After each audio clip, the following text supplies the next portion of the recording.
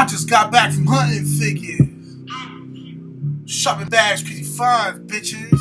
Look at me, I'm a geek, tripping future waves, I will be copping. Figure arts, Marvel Legends, dudes doing them reviews, fella. What's going on? It's your boy That Was Dude, and you know I got it, so subscribe. What's going on? It's your boy That Was Dude. Today we're doing an action figure review. Today we're looking at my custom Marvel Legends Street Fighter 3 Alex figure. This custom was made for a longtime supporter and good friend, Notorious Jag. He always contributes to the channel. He always gives me figures. He gave me the Figma link. He gave me countless figures. He gave me a NECA Ninja Gaiden. He gave me a lot of stuff, man. Some old Marvel Legends. And he even gives me fodder so I can continue to put out my personal customs. Because, you know, you guys know, I make customs mainly for myself. But he came to me he was like, you know, yo, dude, you know, I missed out on a figure. I don't like the way this figure was released, and I always wanted this character. So I was wondering if you could make these guys for me. So I said, yeah, man, you know, not a problem. He supplied me with the parts, and it was my pleasure to do this for him. I'm honored. I'm honored to call this guy my friend. So this is the first of three.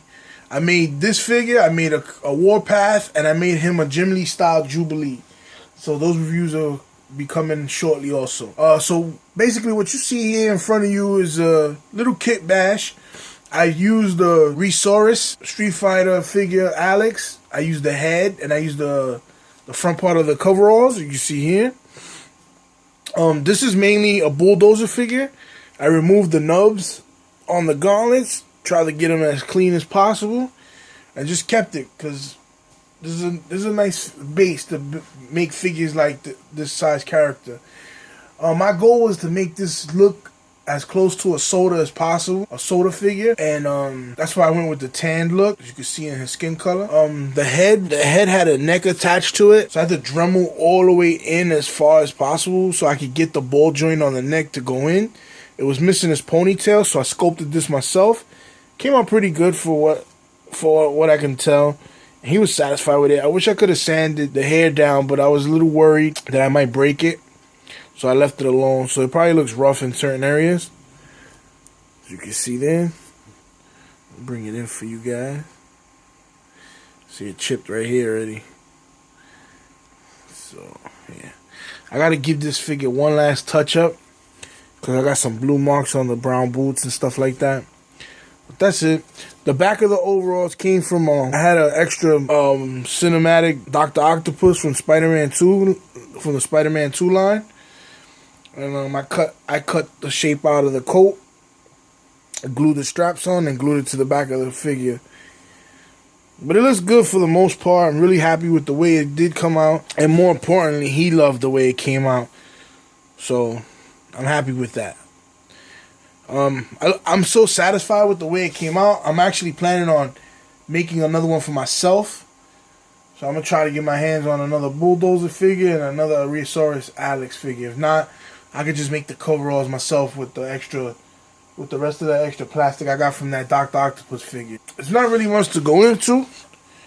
I discovered some new methods in customizing. Actually, I use a utility blade.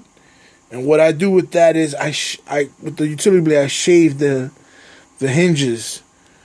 It's dangerous because I could cut my finger at any time. I gotta be careful. So I try to do it to the best I can to avoid the paint rub on the shoulders and on the hips.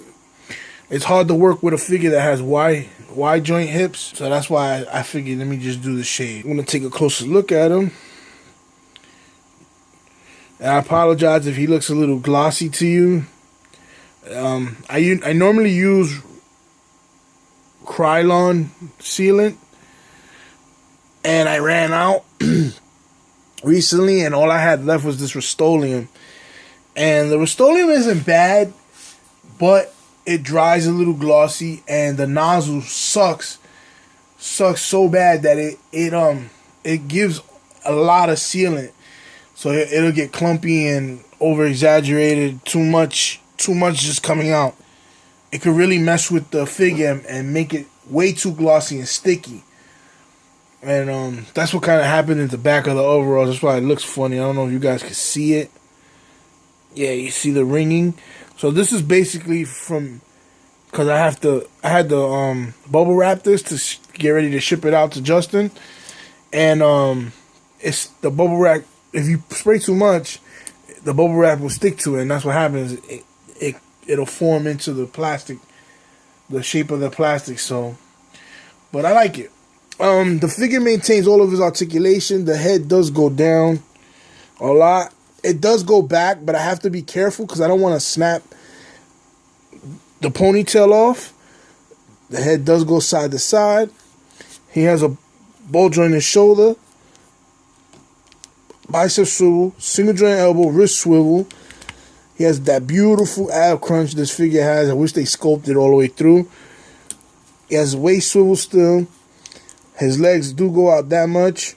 He has an upper thigh swivel, double jointed knees, and his ankle goes forward back, and he has toe articulation.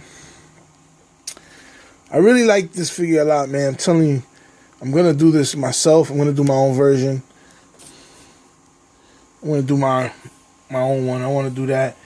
But I'm really happy with the way it turned out. I'm just happy he likes it all together. You know, I tried my best to get this to come out as good as possible. We were supposed to get a Soda Alex figure, but it was never released. So we're going to be missing out on that. So he figured, you know, do it for me.